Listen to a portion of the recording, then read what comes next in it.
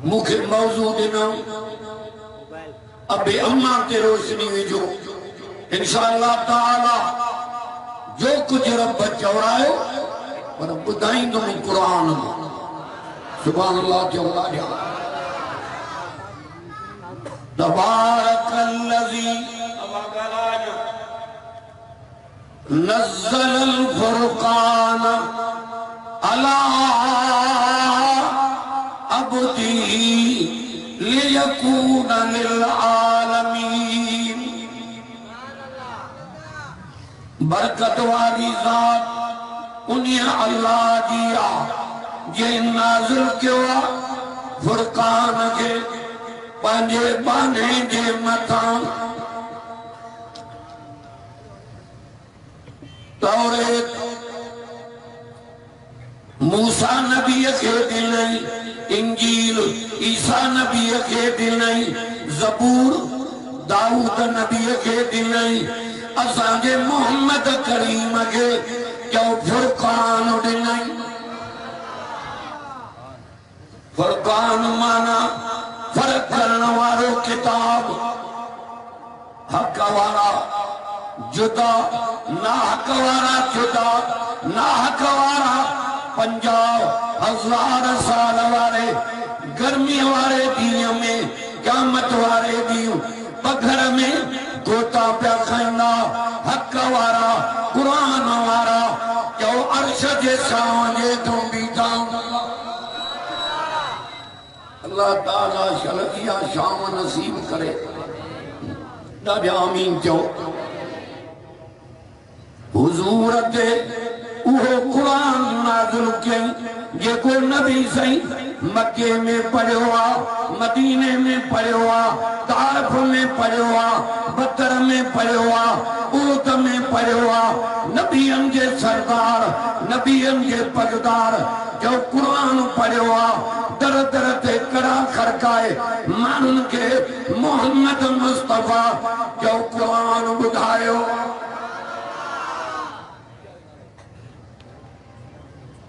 ये इतनी जमात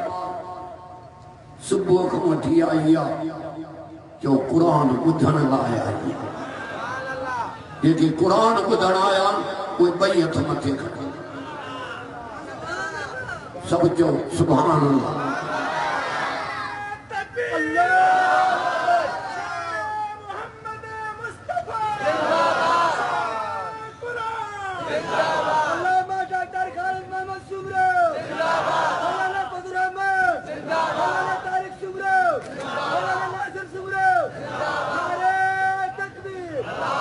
ये उहे कुरान जेके सिद्दीक अकबर दुकान ते पढ़ियो आ, उमर फारूक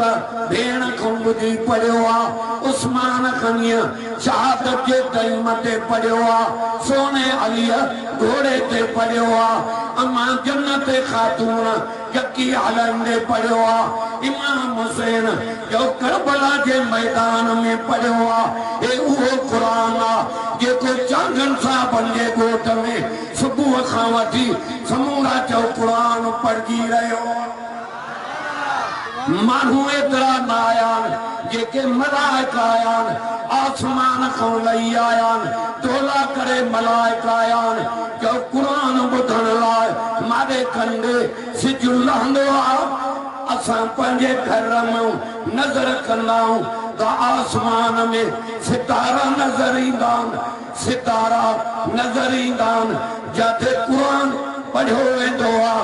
उते नूरानी लाइट चमकंदी आहे। आसमान खां मलाइक उन लाइट खे ॾिसी जो कुरान ॿुधण ईंदा। सब चओ सुभान अल्लाह। अजो तो कुरान ॿुधायो ये उहो कुरान जंहिंखे नाज़िल कई तंज़ीलुम मिर रब्बिल आलमीन। हिनखे उन्हीअ नाज़िल कयो आहे जेको जहाननि जो पालनहार आहे। हिन कुरान खे उन्हीअ रब नाज़िल कयो आहे। बरकत वारी ज़ात उन्हीअ अल्लाह जी आहे जे नाज़िल कयो आहे फुरक़ान खे पंहिंजे पान दीवाने जे मता जो नबी अभी वाना थी ना आने क्या थी ना अंदा ढंगला अन्ना अव्वलुल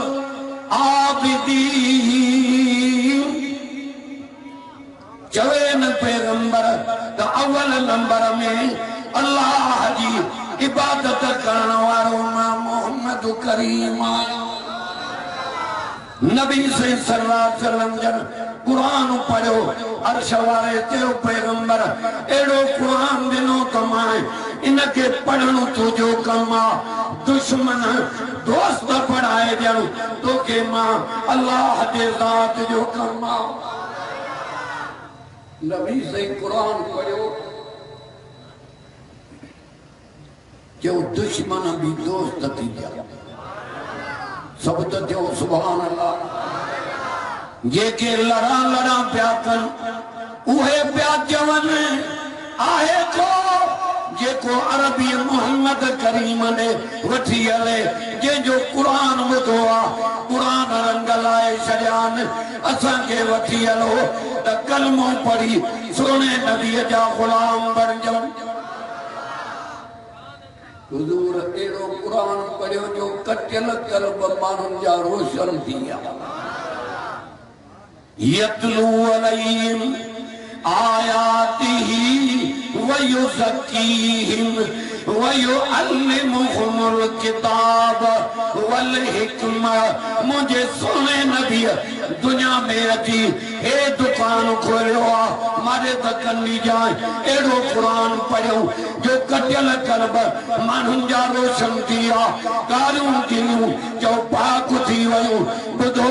कांगन साहबन के जलसे में अचण वारो मोहम्मद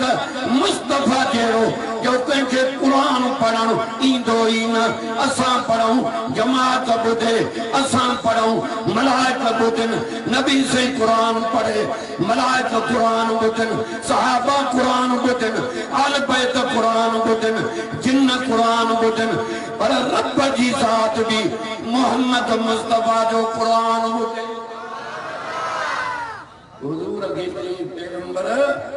दारी कमलिया वाला जवान तू अधरात निंद्र करे अधरात जाग रेसा निंद्र करे चौथी पति जाग साईं मां छा कया के वरतिल कुरान तरतीला ठाहे ठाहे ज़मीन ते कुरान पढ़णो तो नबियन जे सरदार जो कमा रहमतुल्लाह अलमीन जो कमा फर्श ते कुरान पढ़ण तू जो कमा अर्श ते बारकम कुरान ॿुधण मां अल्लाह जे ज़ात जो कमा कुरान पढ़ा तो जीअरनि ते भी रहमत मरी वञनि ते रहमत पाड़े ओड़े ते रहमत जेस ताईं आवाज़ तो वञे जो रहमत वसे अमा आमना चयो बच्चो मुखे जॾहिं जायो पेट मुबारक में अल्लाह सजो घर मुझो रोशन थियो कनु ॾेई ॿुधजाए वेठी मचे में आ एड़ी लाइट भरी वई मचे में वेठी आ शाम जूं मारियूं अखियुनि सां पई ॾिसां ॾाढे मको ॾाढे शाम भाऊ तारक साहब भी आयो आ अल्लाह जलसो असांजो पंहिंजो आ थोड़ी देर में खत्म कंदुसि पर अॼु त कुरान ऐं नबीअ जो शान ॿुधायां कुरान शफात कई तभी तुझी जाए जन्नत मोहम्मद मुस्तफा शफात कई तभी तुझी जाए जन्नत मारे कन्नी जाए नबी शफात करना हाफिज शफात करना आलिम शफात करना शहीद शफात करना पर कुरान मजीद बगालू कनो एक शफात कनो ॿियो हुज्जत कनो सुभान अल्लाह घरिया थकल हो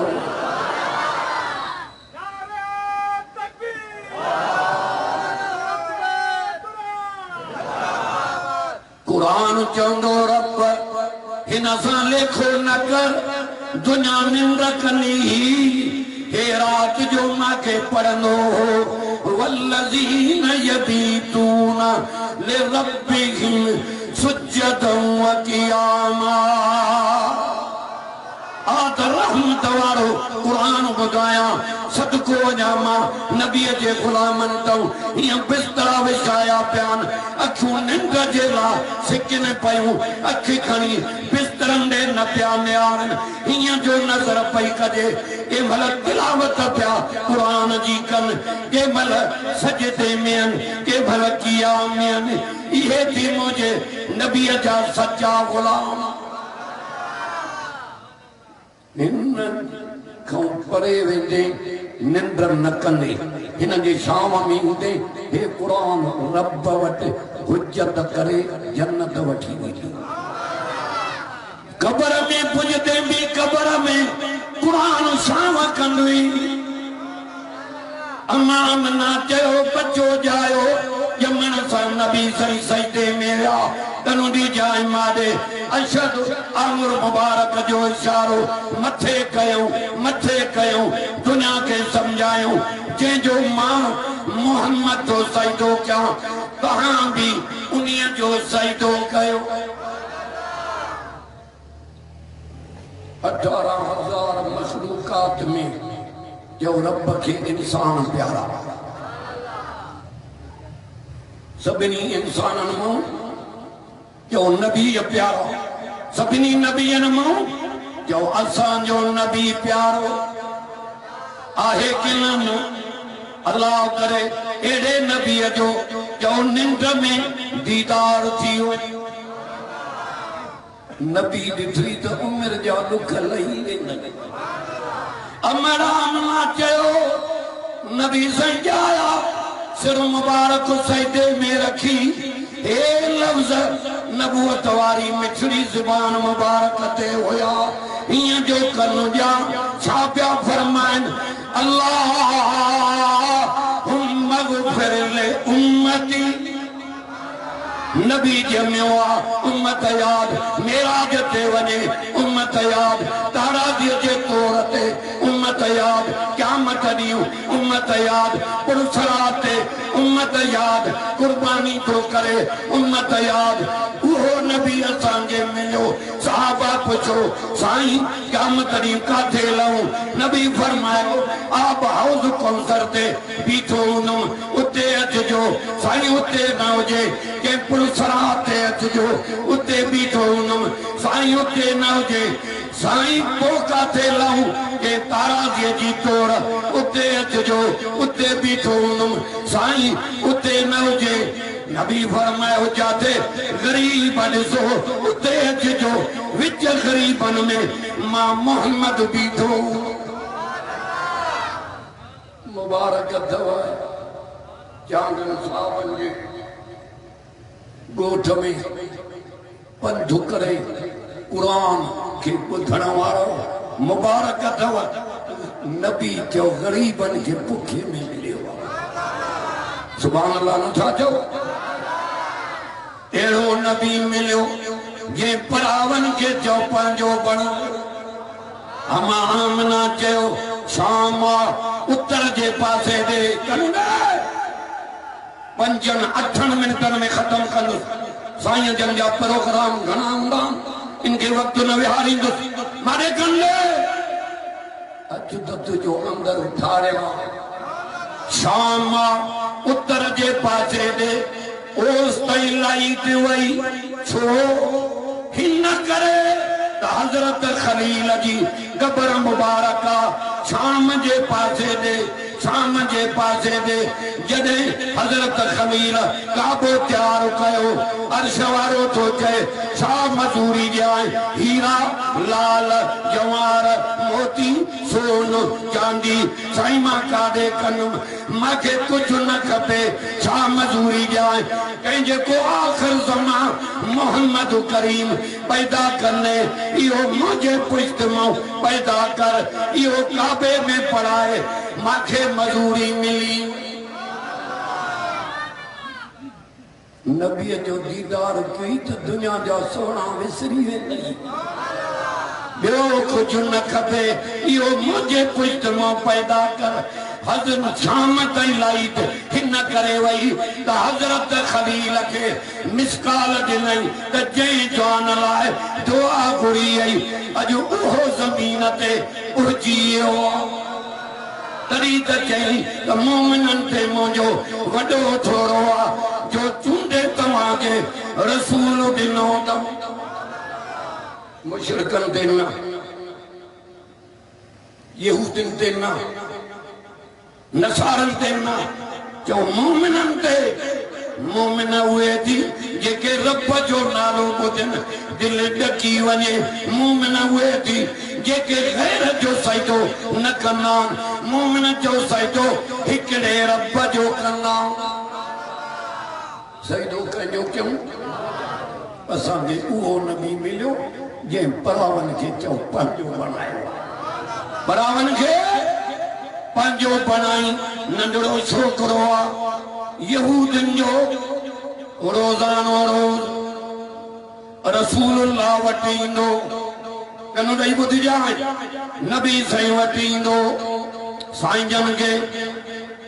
गवड़ो पाणीअ जो बि भरे ॾींदो वुज़ूअ जे लाइ नबी साईं खे जुती मुबारक ठाहे ॾींदो साईं जन खे चवंदो साईं हे तव्हां जुती मुबारक पायो ही कदमनि मुबारकनि में रखी ॾींदो वुज़ूअ जे लाइ गवड़ो पाणीअ जो भरे ॾींदो ॿ टे ॾींहं गुज़रिया उहो छोकिरो न आयो पुछा क्यों त नंढड़ो काथे आहे साईं उहो बीमार थी पियो आहे पाण पुछा करण था अचनि सदको वञा मां हुज़ूर जे नाले तूं सके भाउ ॾे न वेंदो आहे पुछा करण छो सुञो आहे मथां 5 रुपया घुरे मरे त जिंद छुटे सदको वञा हुज़ूर अथऊं उन नंढड़े ॾे विया यहूदीअ ॾे छोकिरे ॾे हेॾे कंडी जाए नंढड़ो बेहोश पियो आहे अल्लाह अखियूं बूटियूं पयूं अथसि नबी साईं दुआ घुरी ऐ रब ऐ मुंहिंजा साईं ऐ मुंहिंजा अल्लाह मुंहिंजे दुआ खे क़बूल कर हिकिड़ो दफ़ो इन नंढड़े खे उथार ऐं इन नंढड़े खे कलमे जी दौलत नसीब कर नबी साईं जी दुआ छा थो सम्झे ईअं जो दुआ घुरियऊं जो दुआ क़बूल थी वई सुभान अल्लाह कर नंढड़े अखियूं पटियूं पी हुन जो यहूदी तौरेत जी तिलावत पियो करे हा हा नबी साईं खे पियो चए साईं तव्हांजी तौरेत में तारीफ़ न आहे तौरेत में तारीफ़ कान्हे त नंढड़ो जज्बे में उथी तो चए पीउ खे ग़लत थो ॻाल्हाए बाबा ग़लत थो ॻाल्हाए मोहम्मद मुस्तफ़ा जी तौरेत जे वर्क ते तारीफ़ लिखी वई आहे अल्लाह नंढड़े ईअं चयो हुज़ूर जे निहारे निमाना ॾियण खणी चवे थो सोना सुहिणा सुहिणा पढ़ायो कलमो त मुसलमान थिया नंढड़े कलमो पढ़ियो आहे कलमो पढ़ी बीठो तम परवाज़ थी वियो अथसि अबो थो चए मुंहिंजो बचो आहे मां खणा नबी साईं फरमायो परे थी हाणे तुंहिंजो न आहे मां मोहम्मद जो कलमो पढ़ियो अथई गुस्ल बि मां ॾेवारींदो मां जनाज़ो बि मां मोहम्मद पढ़ंदो मां अल्लाह करे अहिड़े नबीअ जी निंड में ज़ियारत थई आमीन नथो चए आख़िरी वाक़ियो हुज़ूर वटि हिकिड़ो काफ़िर हुयो अॻ में पोइ मुस्लमान थियो पर कुराड़प में कलमो पढ़े छामें कुराड़प में पिछाड़ीअ में कलमो पढ़ी मुसलमान थियो नबी साईं खे चई अल्लाह जा रसूल कुफर जे दौर में वॾा नेकीअ जा कम कया अथनि सवाब मिलंदो कि न मिलंदो कि न नबी साईं फरमायो ज़रे जो सवाब न मिलंदुई अर्ज़ कई सोना जबलन जे जूं नेकियूं सवाब मिलंदो कि न नबी से फरमायो ये बयान कर लफ्ज़ बुझा सोना मुझूं डाचूं दहन महीनन जूं भुक्यूं गुम थी वयूं रात जो ॻोल्हींदो पियो वता छो त 10 महीनन जूं ढुकियूं डाचूं अरबन के डाचूं प्यारियूं कुरान तो चए इज़ शम्सु कुव्विरत व इज़न नुजूमुन क़दरत व इज़ल जिबाल सुय्यरत व इज़ल इशार उतलत क़यामत जो ॾींहुं थींदो सिज वेढो वेंदो काग़ज़ जियां सितारा छणी किरी पवंदा ये वड फुड़ियूं मींहं जूं कड़ियूं वसदियूं ऐं 3 नंबर में जबल हलाया वेंदा दुकी दुकी पाण में थकाव ॾींदा ईअं ख़त्म थींदा जी कपनि जे खुटण मां दज़ल करंदी आहे ऐं 10 महीननि जूं ढुकियूं डाचूं वॻनि जा वॻ क़यामत ॾींहुं रुलंदा वतंदा तोखे वॻ वराइण वारो न लभंदो मारे कली जाए जंहिं सोना डाचूं ॻोल्हियां पियो आख़िर डाचूं जबलनि में लथम रात जो टाइम आहे उन्हनि खे रसो विझी काहे आहिनि हिकिड़े रहीस जे ओताक ते आहिनि रहीस मानी बि खाराई रहीस बिस्तरो भी ॾिनो आद निंड कर अञा कचहरी पियो कयां रहीस सां अधरा थी वई रड़ियूं पइजी वयूं वलदत वलदत वलदत वलदत रहीस खे चयूं तुंहिंजे घर में न्याणी जाई आहे न्याणी जाई आहे रहीस चयो फक़तलूहा कत्ल करे छॾियोसि कत्ल करे छॾियोसि मां चयोमांसि रहीस न्याणी न मार इहा मूंखे ॾे पोयां नथा सुभाणे अल्लाह कयो 2 मिंट बचा बाक़ी हे असांजो पंहिंजो जलसो आहे ॿाहिरियां महिमान वाज़ कनि डॉक्टर साहब जा बच्चा वाज़ कनि त असांजो अंदरि ठरे उथी नारो उथी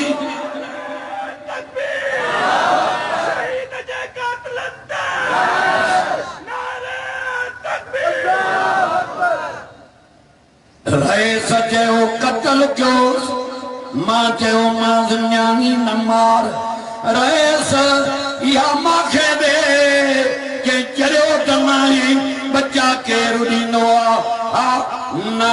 चयोमांसि हे 2 डाचूं ढुकियूं आहिनि 10 महीननि जूं इहे तूं खण न्याणी मूंखे ॾे कंहिं घर वियो अधरा जे टाइम ते हे कपिड़े में न्याणी वेड़े आयो मूंखे चई जल्दी कर न्याणी इहे खयूं वञ हे डाचूं छॾियूं वञ ॾाचनि ते हुनजी दिलि हुड़की पई आहे डाचूं छॾियमि न्याणी खणी आयमि सोना इएं पालियोमांसि जीअं पुटनि खे पालीबो आहे सोना एॾी ख़िदमत कईमांसि नंढे मां वॾी थी आहे कुलनि ते खणी मचे जे हितनि में पियो घुमायांसि सोना पुटनि जीअं पालियोमांसि सोना जेको अंगल कंदी उहो बि मञींदोमांसि सोना वॾी थी आहे शादी कराईमांसि जीअं पुट परणाइबान सोना अजूरो मिलंदो कि न नबी साईं चयो न चई सोना हिकु न्याणी न 300 न्याणियूं आज़ाद करायूं तमाए 300 न्याणियूं 100 डाचूं ॾिनियूं तमाए अजूरो मिलंदो कि न नबी साईं चयो न कुरारा अजूरो न मिलंदो पर हिकिड़ी ॻाल्हि आहे इन न्याणियुनि जी दुआ थी थी जो पिछाड़ीअ में रब कलमो ऐं क़ुरान नसीब कयो ॾाढो चओ सुभान अल्लाह नबी साईं दा चवनि कुरारप में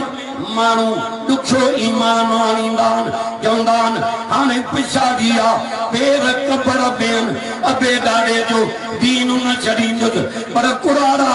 मुबारक थी भाकुर तमाशा पाए हुज़ूर खां ख़ुशीअ मां ॻोढ़ा किरी पिया आहिनि कुरारा मुबारक थी इन न्याणियुनि जी दुआ थी थी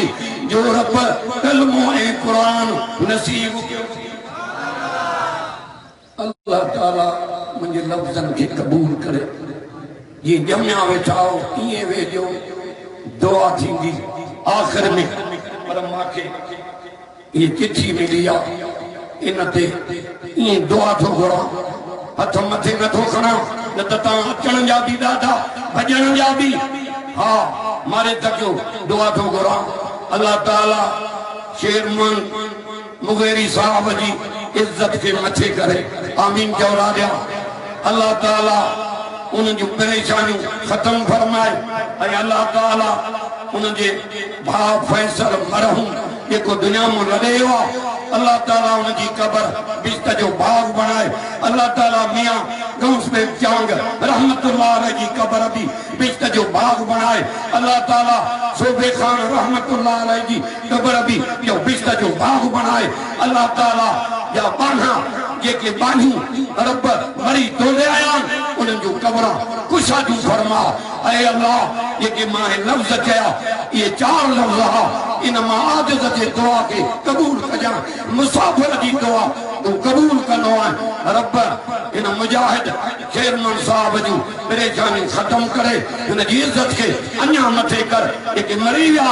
उन जो कबरा बिस्त जा बाग बना कांगन साहब ने जलसे के खैर के मेहनत के अल्लाह ताला कबूल फरमा इन इदारे के क़यामत तक आबाद फरमा। रब एड़ा कम असा को भी करा जो दर दर ते दड़ा खड़काए मानू के दीन जो होको जो रब दे सदी दावत मुंजा रब क़यामत जे दी असा के अर्श जी शान नसीब कजा। ऐ अल्लाह दुनिया में रहाए तो दीन इस्लाम ते रहा मारे तो कलमे वारो मौत नसीब कजा। आखिर दावा